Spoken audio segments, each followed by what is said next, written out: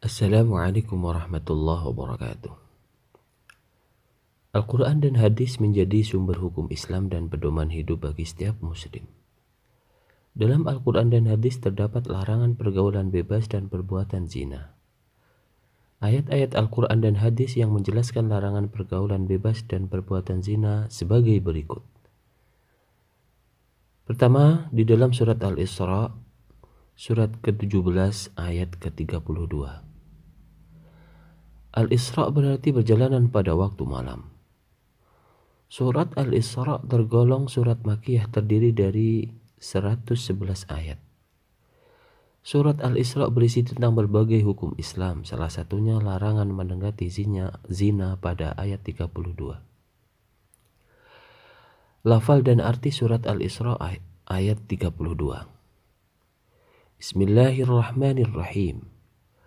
ولا تقربوا الزنا إنه كان فاحشة وساء سبيلا. Artinya, dan janganlah kamu mendekati zina. Zina itu sungguh suatu perbuatan yang keji dan suatu jalan yang buruk. Kosakata pada surat Al-Isra ayat 32. Wala taqrabu memiliki arti dan janganlah kalian mendekati. Az-zina, zina.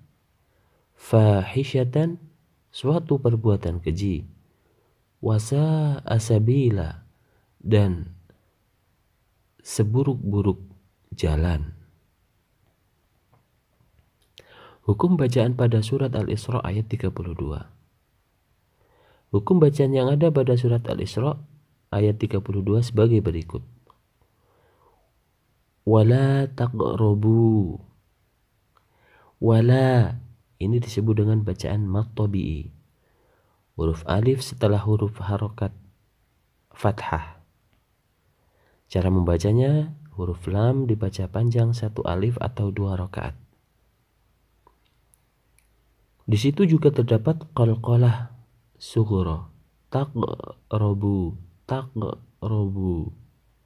Huruf qaf berharakat sukun di tengah kalimat. Cara membacanya yaitu huruf qaf dibaca memantul ringan. Nggak boleh taqu, tapi taqu. Nah, ini az-zina. Di situ ada alif lam syamsiyah. Sebab alif lam ta'rif bertemu dengan huruf za. Cara membacanya, alif lam ta'rif dibaca melebur dalam huruf za.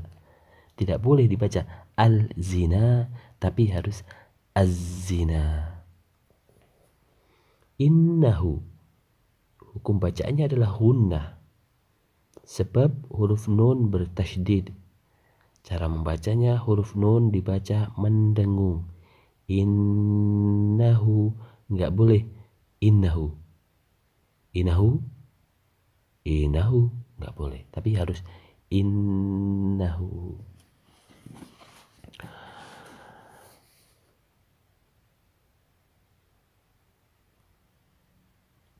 Kemudian fahisyata wasa'a, hukum bacaannya adalah idgham bi gunnah. Di situ ada tanwin bertemu dengan huruf waw. Cara membacanya, tanwin dibaca lebur dalam huruf waw dan mendengung. Tidak boleh dibaca fahisyatan wasa'a, tapi fahisyatau, fahisyatau. Tidak boleh dibaca fahisyatan.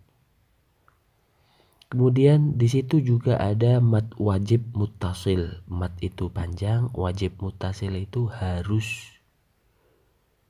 Muttasil itu bersambung. Jadi bacaan yang panjangnya wajib panjang sebab bersambung dalam satu kalimat. Mad tabi'i pada huruf sin bertemu dengan huruf hamzah pada satu kata. Cara membaca huruf sin harus dibaca panjang 2, 4 atau 6 harokat. Sa'a, tidak boleh sa'a. atau sekedar sa'a, tapi harus sa'a. Nah ini, jadi itu tadi hukum bacaan pada surat Al-Isra ayat 32.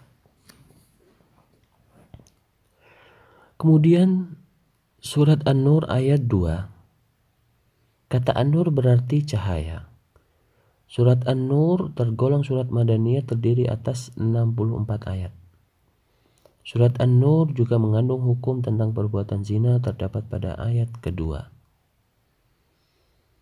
Ayat itu berbunyi sebagai berikut. Bismillahirrahmanirrahim. Az-zaniyatu waz-zani fajlidu kulla wahidin minhuma mi'ata jaldah. ولا تأخذكم بهما رأفة في دين الله إن كنتم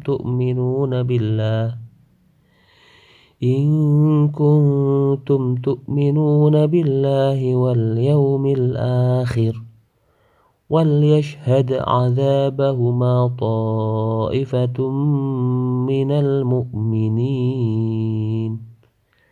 Shadaqallahul azim. Artinya, pezina perempuan dan pezina laki-laki deralah masing-masing dari keduanya 100 kali. Dan janganlah rasa belas kasihan kepada keduanya mencegah kamu untuk menjalankan agama atau hukum Allah. Jika kamu beriman kepada Allah dan hari kemudian, dan hendaklah pelaksanaan hukuman mereka disaksikan oleh sebagian orang-orang yang beriman. Wasa kata pada surat An-Nur ayat 24. Az-zaniyatu, pezina perempuan. Az-zani, pezina laki-laki. Fajlidu, maka deralah. Mi'ata jaldatin, 100 cambukan. Ra'fatun, rasa belas kasihan. Fi dinillahi, untuk menjalankan agama Allah. In kuntum tu'minuna, jika kalian beriman. Wal yashhad 'adzabahuma, hendaklah pelaksanaan hukuman mereka disaksikan. Ta'ifatum minal mu'minin, sebagian orang-orang yang beriman.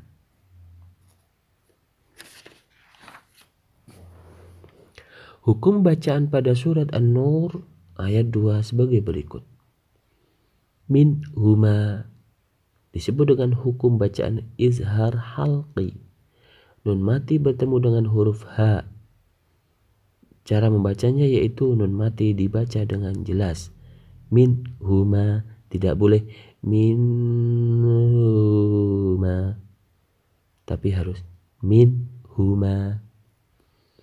Kemudian ta'khudkum bihima, di situ terdapat ikhfa syafawi, sebab mim mati bertemu dengan huruf ba. Cara membaca mim mati dibaca samar. Ta'khudkum bihima, tidak boleh dibaca ta'khudkum bihima, tapi harus ada samar di antara mim dengan ba. Ta'khudkum bihima, seperti itu. Kemudian ra'fatu fi, di situ ada ikhfa haqiqi, sebab tanwin bertemu dengan huruf fa. Cara membaca tanwin dibaca samar. Ra'fatun fi, tidak ra'fatun fi, tapi ra'fatun fi. Nah. Kemudian wal yaumi, alif lam qamariyah. Alif lam bertemu dengan huruf ya. Cara membacanya alif lam dibaca dengan jelas. Tidak boleh wayaumi, tapi harus wal yaumi, seperti itu. Wal yashhad, di situ ada qalqalah surah. Sebab huruf dal berharakat sukun asli. Cara membaca huruf dal dibaca memantul ringan. karena tidak berada di akhir suatu kalimat, tapi berada di tengah-tengah kalimat. Wal yashhad 'adzabahuma, seperti itu. Kemudian al-mu'minin di sini ada mad arid lis sukun. Sebab mad tabi'i bertemu dengan huruf nun yang mati karena waqaf. Cara membaca huruf nun pertama dibaca panjang 1, 2 atau 3 alif. Al-mu'minin. Tidak singkat seperti wal yashhad 'adzabahuma ta'ifatun minal mu'minin. Nah, itu tidak, tapi minal mu'minin, seperti itu. Hadis Rasulullah Shallallahu Alaihi Wasallam tentang larangan pergaulan bebas dan perbuatan zina. Hadis tentang larangan pergaulan bebas dan perbuatan zina salah satunya yaitu hadis yang diriwayatkan oleh Imam Ahmad tentang larangan perbuatan yang mendekati zina. Hadis itu berbunyi, An Jabir bin Abdullah qala Rasulullah sallallahu alaihi wasallam, Man kana yu'minu billahi wal yawmil akhir fala yakhluwanna bimra'atin laysa ma'aha dhu mahramin minha fa inna thalithahuma asy-syaitanu. Rawahu Ahmad. Artinya, Jabir ibnu Abdullah berkata, Rasulullah Shallallahu Alaihi Wasallam bersabda, Barang siapa beriman kepada Allah Subhanahu wa Ta'ala dan hari akhir, maka janganlah berdua-duaan dengan wanita yang tidak bersama mahramnya, karena yang ketiga adalah setan. Hadis riwayat Imam Ahmad. Orang melakukan pergaulan bebas dan perbuatan zina dengan sadar berarti telah kehilangan keimanannya. Pernyataan ini sesuai dengan hadis berikut. La yazni zani hina yazni wa huwa mu'min wa la yasriqu sariqu hina yasriq wa huwa mu'min wa la yashrabul khamra hina yashrabuha wa huwa mu'min. Fa idza fa'ala dhalika khala'a ribqatul iman min 'unuqihi fa in taba Allahu alaihi. Rawahu Abu Dawud wa Tirmidzi. Artinya, tidak akan berzina seseorang dalam keadaan beriman pada waktu melakukan perzinaan, dan tidak akan mencuri seseorang dalam keadaan beriman pada waktu mencuri, dan tidak akan minum khamar seseorang pada waktu beriman saat meminumnya. Imam An-Nasai menambahkan, bila seseorang melakukan hal itu, berarti ia melepaskan tali keimanan dari lehernya. Bila bertobat, Allah akan menerima taubatnya. Hadis riwayat Daud dan Tirmidzi.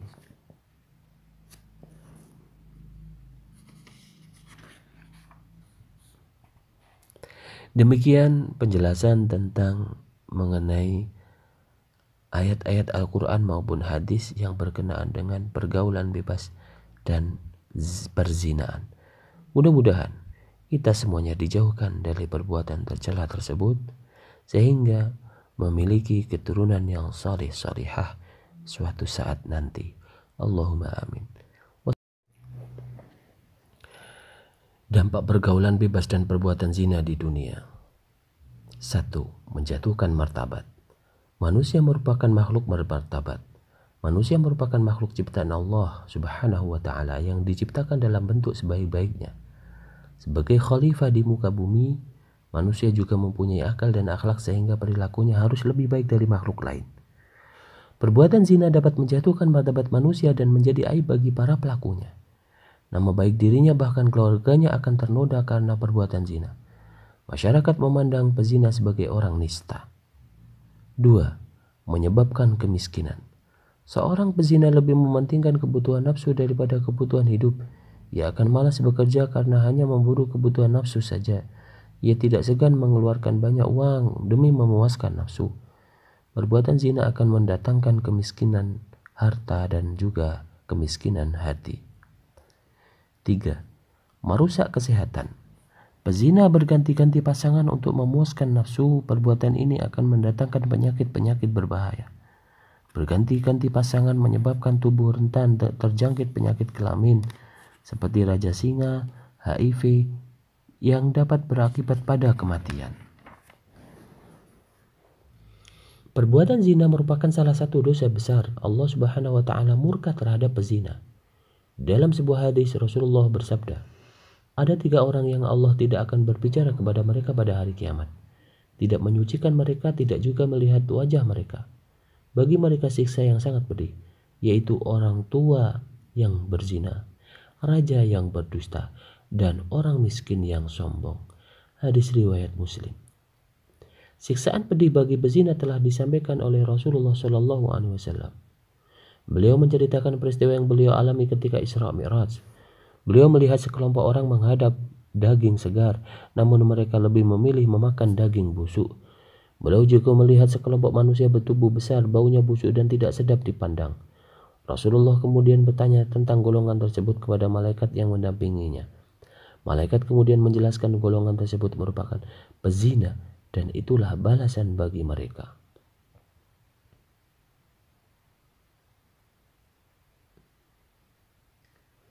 Balasan bagi pelaku pergaulan bebas dan berbuat zina di akhirat.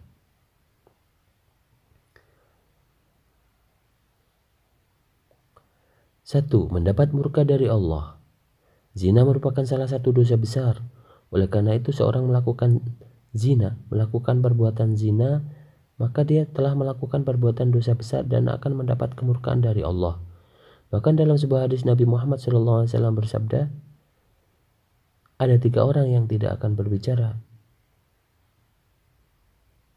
oleh Allah, yaitu orang tua yang berzina, raja yang berdusta, dan orang miskin yang sombong.